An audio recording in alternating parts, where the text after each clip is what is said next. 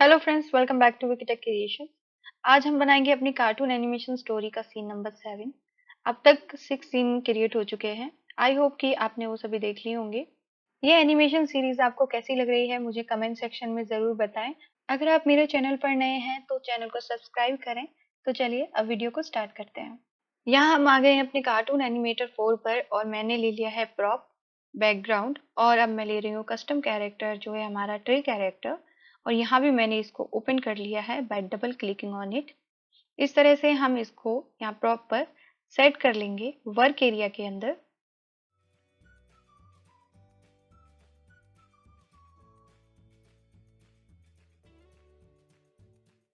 इसे यहाँ सेट करने के बाद हम इसके एक्सप्रेशन चेंज कर लेते हैं। उसके लिए हम जाएंगे स्प्राइट एडिटर पर और इसकी आईज क्लोज कर देंगे।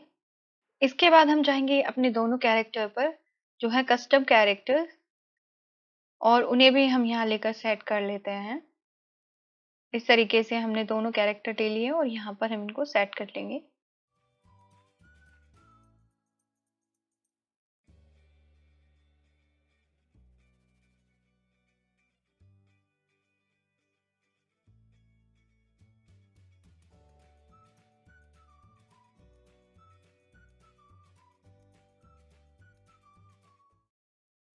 इनको सेट करने के बाद हम जाएंगे 2D मोशन की एडिटर पर और यहाँ जाने के बाद हम इनकी नेक को मूवमेंट देंगे। इस सीन में हमारे दोनों कैरेक्टर ऊपर की साइड देख रहे हैं तो इसीलिए हमें इनकी नेक का मूवमेंट देना है अपर साइड और उसके बाद हमें इनके एक्सप्रेशन चेंज करने हैं। एक्सप्रेशन चेंज करने के लिए हम स्प्राइट एडिटर का यूज कर रहे हैं। लास्ट सीन में हमने देखा हमारे कैरेक्टर इतने बड़े पेड़ को देखकर चौंक जाते हैं। इस सीन में हमारे कैरेक्टर यहाँ खेलने लगेंगे तो इसके लिए हम इनके एक्सप्रेशन चेंज करते हैं और उसके लिए हम जाएंगे स्प्राइट एडिटर पर जो कि लेफ्ट साइड में है और यहाँ से हैप्पी फेस सिलेक्ट कर लेंगे इस तरीके से दोनों कैरेक्टर्स के। और यहाँ पर हमारे दोनों कैरेक्टर डायलॉग बोलने वाले हैं और मैं यहाँ पर टेक्स्ट का यूज करूंगी जैसे मैंने लास्ट वीडियो में यूज किया था। तो यहाँ पर मैं टेक्स्ट यूज कर रही हूँ जिससे लिप सिंक होगी और बाद में हम इनको डायलॉग दे सकते हैं वीडियो एडिटर में। इससे क्या होगा कि आपको यहाँ पर डायलॉग देने की जरूरत नहीं है, आप बाद में डायलॉग दे सकते हैं। यहाँ पर आप लिप सिंक करा सकते हैं अपने कैरेक्टर्स को। पहले कैरेक्टर का डायलॉग खत्म होने के बाद ही हमें दूसरे कैरेक्टर को डायलॉग देना है क्योंकि वो उसके बाद डायलॉग बोलने वाला है। अब इसके बाद हम अपने कैरेक्टर को मूव कराएंगे। तो यहाँ पर बच्चे खेलने वाले हैं तो सबसे पहले हम बॉय को मूव करा रहे हैं। हम टाइमलाइन पर गए और हमने एक डिस्टेंस सिलेक्ट की और उसके बाद हमने बॉय को होल्ड किया और आगे तक लेकर गए। उसके बाद ट्रांसफॉर्म में जाएंगे, डॉट को कॉपी करेंगे और 220 फ्रेम पर जाकर इसको पेस्ट कर देंगे क्योंकि इतनी डिस्टेंस तक हमारा जो कैरेक्टर स्टैंडिंग पोजीशन में है। इसके बाद हम इसको रन मोशन दे देंगे। इस तरीके से राइट क्लिक करेंगे और एक्शन मेनू में जाएंगे और रन मोशन दे देंगे। और इसके बाद हम देखेंगे कि हमारा मोशन स्लो है या फास्ट। अगर फास्ट है तो हम इसके मोशन को इंक्रीज कर लेंगे और इसकी ट्रांसफॉर्मेशन को भी हम आगे बढ़ा देंगे तो ये मोशन स्लो हो जाएगा। इस तरीके से हमने 400 फ्रेम तक इसके ट्रांसफॉर्मेशन को बढ़ा दिया है तो इसका मोशन स्लो हो जाएगा। ये देखिए। अब हम आएंगे टाइमलाइन पर और 400 फ्रेम पर इसको फ्लिप कर देंगे क्योंकि हमें इसको बैकवर्ड मूव कराना है। अब तो फ्लिप कर देंगे और उसके बाद फिर से डिस्टेंस सेलेक्ट कर लेंगे और इसको कैरेक्टर को स्ट्रेच कर लेंगे आगे की तरफ और इसके मोशन को भी इंक्रीज कर लेंगे इस तरीके से।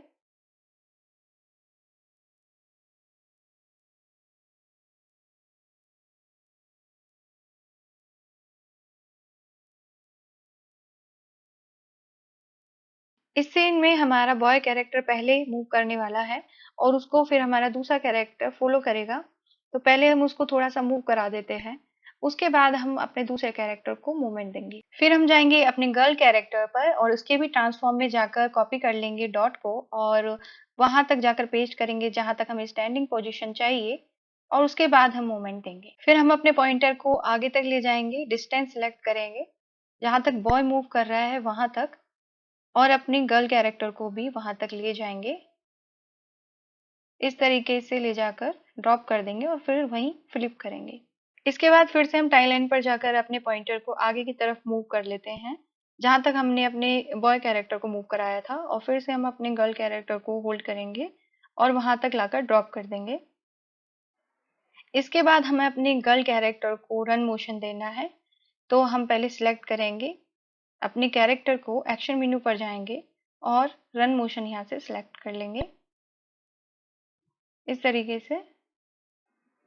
इसके बाद हम आएंगे अपने टाइम लाइन पर, और हमने अपने गर्ल कैरेक्टर को सिलेक्ट किया हुआ है। इसके मोशन को हम आगे की तरफ बढ़ा देंगे। मोशन में जाएंगे, इसके मोशन को इंक्रीज कर देंगे आगे की तरफ। और मोशन यहाँ अगर गर्ल का फास्ट है तो हम इसको स्लो कर सकते हैं, इसकी ट्रांसफॉर्मेशन की डिस्टेंस को आगे बढ़ाकर।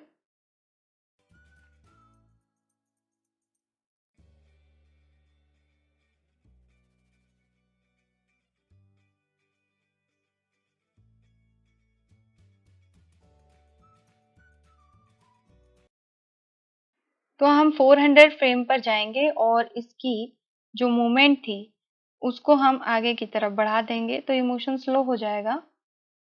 ये देखिए, बट हमने फ्लिप 400 फ्रेम पर ही कर दिया था, इसीलिए हम दोबारा 400 फ्रेम पर आएंगे और इसको रीफ्लिप करेंगे, यानी कि इसको सही डायरेक्शन देंगे इस तरीके से। और जहां तक हमने डॉट को पेस्ट किया है या आगे तक ले गए हैं, वहां जाकर हम इसको दोबारा फ्लिप कर देंगे।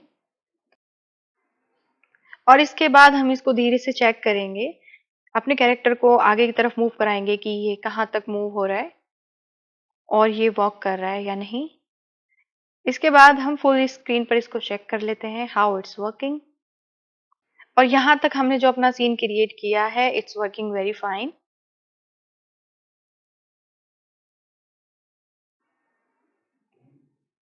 इसके बाद हम जाएंगे टाइम लाइन पर और हम चेक करेंगे कि इसका मोशन अगर ज्यादा है, एक्स्ट्रा है, तो हम उसको ब्रेक कर देंगे। राइट क्लिक करने के बाद ब्रेक करेंगे और सिंपली डिलीट कर देंगे, क्योंकि हमारा जो मोशन वो एक्स्ट्रा था और हमारा कैरेक्टर मूव कर रहा था रुकने के बाद भी, तो उसे हम डिलीट कर देते हैं। इसके बाद हम आएंगे इसके स्टार्टिंग पोजीशन पर, यानी कि हमें जहाँ एक्सप्रेशन चेंज करने हैं उसके लिए हम जाएंगे स्प्राइट एडिटर पर और यहाँ से हैप्पी फेस ले लेंगे।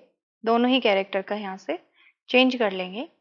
बट जैसे ही दूसरा मोशन स्टार्ट होता है उसके एक्सप्रेशन यहाँ पर आ जाते हैं।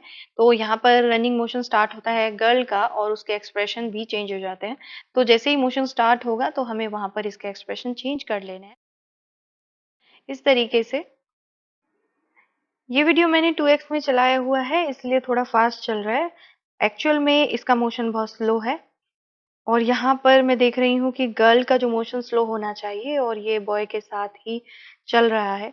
मैं चाहती हूँ कि मेरा गर्ल कैरेक्टर बॉय से थोड़ा पीछे रहे, सो दैट कि ये दोनों कैरेक्टर एक दूसरे को फॉलो करते हुए नजर आए।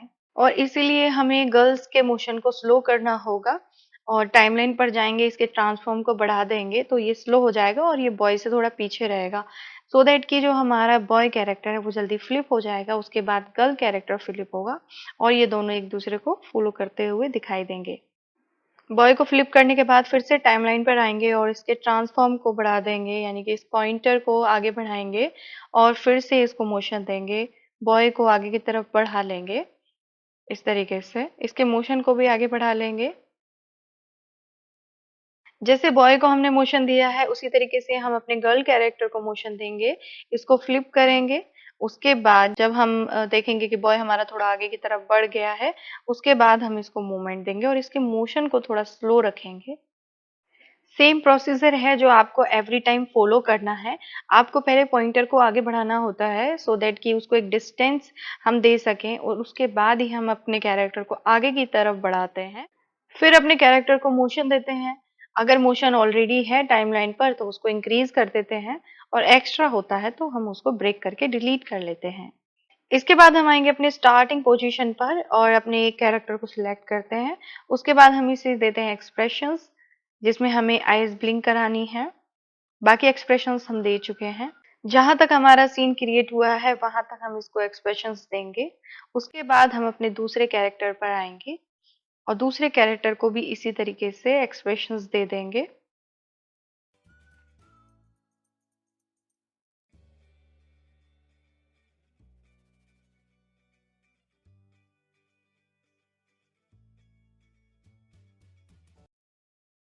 हमें यहाँ पर गर्ल्स के मोशन को स्लो रखना है, तो उसके लिए हम इसको सिलेक्ट करते हैं और इसके नंबर ऑफ फ्रेम्स बढ़ा देंगे। ट्रांसफॉर्म में जो डॉट्स है उसके नंबर ऑफ फ्रेम बढ़ा दीजिए, तो इसका मोशन स्लो हो जाएगा। इस सीन में जैसा मैंने बताया आपको कि हमारे दोनों कैरेक्टर्स खेल रहे हैं और पेड़ के चारों तरफ शोर मचा रहे हैं, तो उसके लिए मैं यहाँ पर एक एफएक्स ले रही हूँ। तो ये वाला एफएक्स, जिससे पता चलेगा कि ये शोर मचा रहे हैं। इसे लेने के बाद, एडजस्ट करने के बाद हमें लिंक करना है। तो ऊपर लिंक का ऑप्शन दिया हुआ है, तो इस पर क्लिक करेंगे और कैरेक्टर की बोन पर क्लिक करेंगे तो ये इसके साथ लिंक हो जाता है। अब इसके बाद हम अपने सीन को देंगे कैमरा इफेक्ट। तो उसके लिए टाइमलाइन पर जाएंगे, प्रोजेक्ट में जाएंगे, कैमरे में जाएंगे। तो इनिशियली हमारा कोई कैमरा मूवमेंट नहीं है, तो इसीलिए इनिशियल पोजीशन को कॉपी करके एक पर्टिकुलर पोजीशन पे पेस्ट कर देते हैं, जिससे कि वो एज इट इज रहेगा। उसके बाद हम कैमरा मोशन स्टार्ट करते हैं, यानी कि first motion as it is रहेगा, सेकंड मोशन में कैमरा मोशन स्टार्ट हो जाएगा। और सेकंड वन जिसमें हम कैमरा इफेक्ट देने वाले हैं, उसके लिए भी हमें पहले फ्रेम सेलेक्ट कर लेने हैं। तो फ्रेम हमारे इतने होंगे जितने हमने सीन क्रिएट किया है, जहां तक हमने कैरेक्टर को मूव कराया है। फ्रेम सिलेक्शन के बाद ही हमें जूम इन करना है सीन को, और उसके साथ ही वर्क एरिया में एडजस्ट भी करते रहना है इस तरीके से। वीडियो अच्छी लगी हो तो वीडियो को लाइक शेयर करें, और अगर आप मेरे चैनल पर नए हैं तो चैनल को सब्सक्राइब करना ना भूलें। और इसके साथ ही हमारे चैनल के नीचे जो रेड बटन दिया हुआ है उसको प्रेस कर लें और बेल आइकन को प्रेस करें, सो दैट कि आपको आने वाली वीडियोस की नोटिफिकेशन मिलती रहे। अगर आपको ये वीडियो अच्छी लगी है तो मुझे कमेंट सेक्शन में जरूर बताएं। Thanks for watching.